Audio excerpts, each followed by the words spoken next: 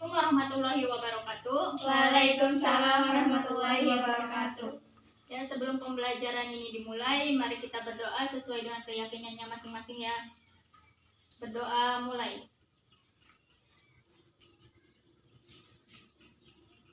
Berdoa selesai. Ya, pembelajaran kali ini Ibu akan mengajar terlebih dahulu ya. Yang pertama Silpa. Hadir. Yang kedua Melan Anjani. Hadir. Ya, semuanya hadir ya hari ini. Nah, Ibu ada beberapa pesan untuk kalian, untuk memotivasi kalian dalam proses pembelajaran hari ini. Ada yang ingin sukses enggak sih? Ada. Kenapa ingin sukses? Nah, Ibu mempunyai tips-tipsnya ya buat kalian agar kalian itu bisa mencapai kesuksesannya. Yang pertama itu kalian harus bisa membuka hati dan membuka pikiran kalian. Jika kalian tidak membuka hati dan membuka pikiran kalian tidak akan bisa sukses. Karena kalian pada saat kalian keluar dari rumah untuk pergi ke sekolah, niatkan dalam hati untuk mencari ilmu, untuk belajar, untuk berfokus pada proses pembelajaran itu. Yang kedua itu, jangan pernah selingkuh. Maksudnya jangan pernah selingkuh bukan hal yang aneh-aneh ya. Maksudnya kalian sekolah di sini, raganya ada di sekolah, tapi pikirannya juga harus ada di sekolah. Jangan sampai orangnya ada di sekolah, raganya di sekolah, tapi pikirannya kemana-mana. Misalkan pengen tidur lah, pengen makan lah, lapar dan sebagainya. Itu akan membuat pembelajaran tidak akan fokus. Ketiga itu adanya persiapan kebutuhan pembelajaran. Kalian dalam mempersiapkan pembelajaran itu kan harus adanya buku, pulpen, pensil, dan sebagainya. Uang saku butuh nggak? Ya, butuhkan buat jajan. Nah, selanjutnya pada pertemuan pertama ini Ibu akan membahas tentang aktiva tetap. Ada yang tahu nggak sih apa itu aktiva tetap? Ya, sok. Aktiva tetap adalah kekayaan perusahaan yang sifatnya tetap. Ya, bisa ya. Ada lagi nggak? Ya, Ibu jelaskan lagi ya. Aktiva tetap adalah aktiva yang dimiliki oleh perusahaan yang sifatnya permanen dan digunakan dalam kegiatan operasional perusahaan dalam jangka waktu yang cukup panjang serta mempunyai nilai yang cukup material. Nah, kegiatan operasional perusahaan itu untuk menghasilkan barang atau jasa. Aktiva tetap juga berperan sebagai yang sangat penting di dalam perusahaan karena menghasilkan barang atau jasa untuk menghasilkan laba di dalam perusahaan. Ada yang ingin bertanya? Tidak. Nah, Ibu lanjutkan ya. Yang kedua itu ada karakteristik aktiva tetap. Karakteristik aktiva tetap itu yang pertama mempunyai wujud fisik. Mempunyai wujud fisik itu jadi aktiva itu mempunyai bentuk yang nyata yang dapat bisa dilihat oleh mata kita sendiri. Yang kedua itu mempunyai nilai material. Mempunyai nilai material itu aktiva tetap mempunyai nilai yang tinggi, nilai yang cukup besar. Misalkan membeli mesin, membeli peralatan tanah itu kan mempunyai harga yang tinggi. Yang ketiga itu mempunyai periode manfaat dengan jangka waktu yang panjang. Mempunyai nilai material itu aktiva tetap itu mempunyai nilai material yang cukup tinggi karena kan untuk membeli mesin, tanah, bangunan itu kan harganya yang cukup tinggi, jadi mempunyai material yang tinggi. Yang ketiga itu mempunyai periode manfaat dengan jangka waktu panjang.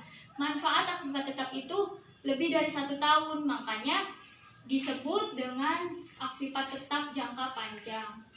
Yang keempat itu tidak untuk diperjualkan kembali karena aktiva tetap itu digunakan untuk kegiatan operasional perusahaan, digunakan untuk menghasilkan barang atau jasa di dalam perusahaan itu, tidak untuk dijual kembali.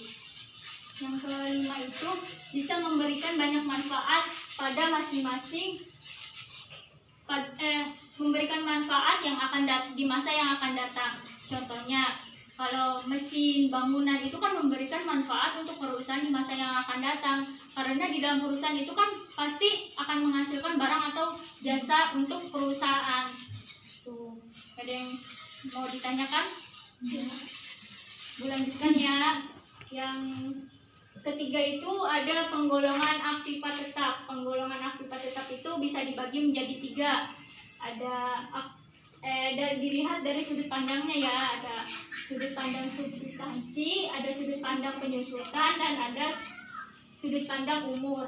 Nah, sudut pandang substansi itu dibagi menjadi dua, ada aktivitas tetap berwujud dan ada aktivitas tetap yang tidak berwujud.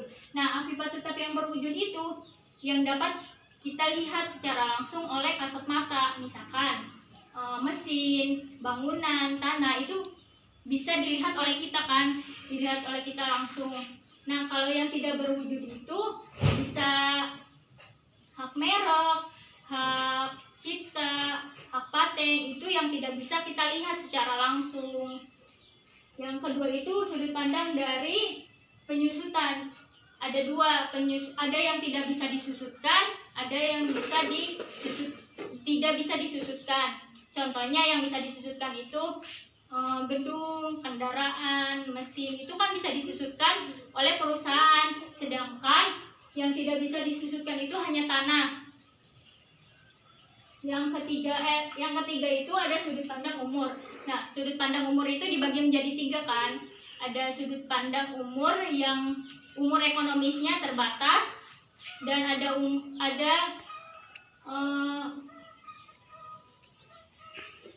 sudut pandang umur itu dibagi menjadi tiga.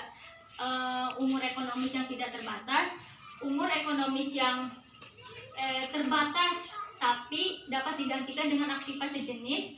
Yang ketiga itu umur ekonomisnya tidak terbatas tetapi tidak dapat digantikan oleh barang yang sejenis.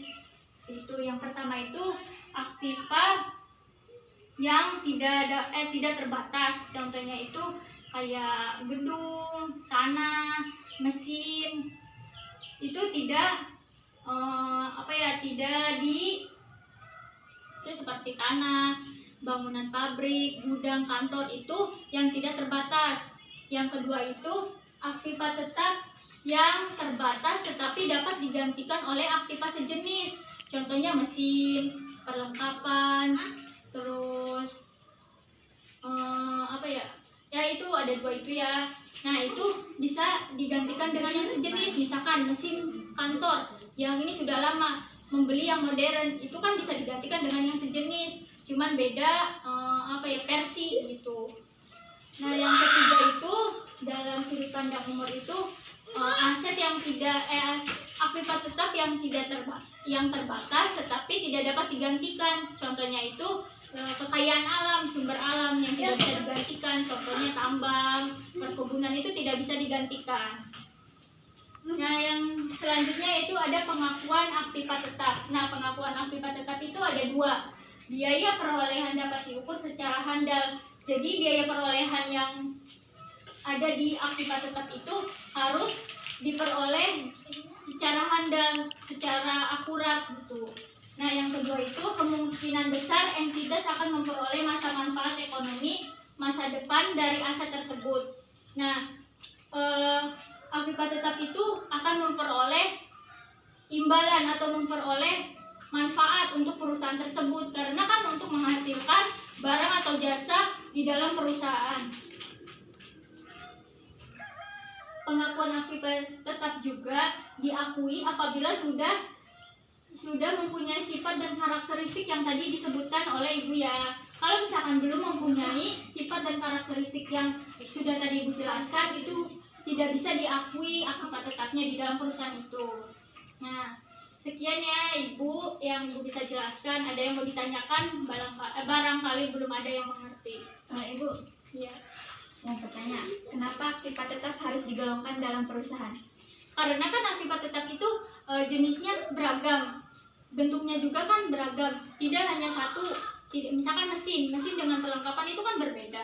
Jadi kenapa? Karena aktiva tetap itu mempunyai sifat dan karakteristiknya yang berbeda dengan aktiva lain. Maka dari itu perlu penggolongan di perusahaan. Penggolongannya juga tidak hanya digolongkan sesuai keinginan perusahaan, tidak. Di dalam perusahaan itu mempunyai kebijakan akuntansi agar penggolongan itu dapat sesuai dengan apa yang ada di dalam akuntansi di luar, seperti itu. Misalkan penggolongannya, mesin, peralatan, tanah, itu kan termasuk ke dalam akibat tetap berwujud. Contohnya kan ini ada 3 ya, ada 3 sesuai dengan sudut pandangnya, sesuai sudut pandang substitusinya, sesuai dengan penyusutannya, sesuai dengan umur yang ada di dalam perusahaan itu. Gitu. Paham tidak? Paham. Ya.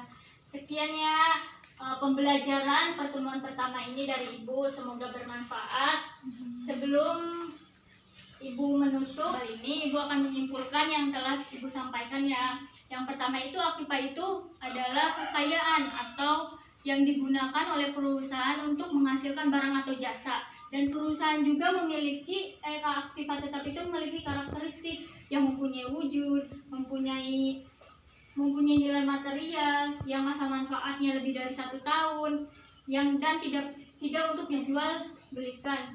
Dan dalam akibat tetap juga ada penggolongannya itu sesuai sudut pandang substansinya, sesuai sudut pandang penyusutannya, sesuai dengan umur ekonomisnya. Dan yang terakhir itu ada pengakuan akibat tetap sesuai dengan sifat dan karakteristik akuntansi di dalam perusahaan. Dan selanjutnya untuk minggu depan pertemuan kedua Ibu akan membahas tentang akibat tetap tidak berwujud. Nah, kalian bisa membaca di rumah terlebih dahulu ya sebelum proses pembelajaran dimulai untuk minggu depan. Sekian pembelajaran dari Ibu hari ini, kurang lebihnya mohon maaf. Wassalamualaikum warahmatullahi wabarakatuh. Waalaikumsalam warahmatullahi wabarakatuh.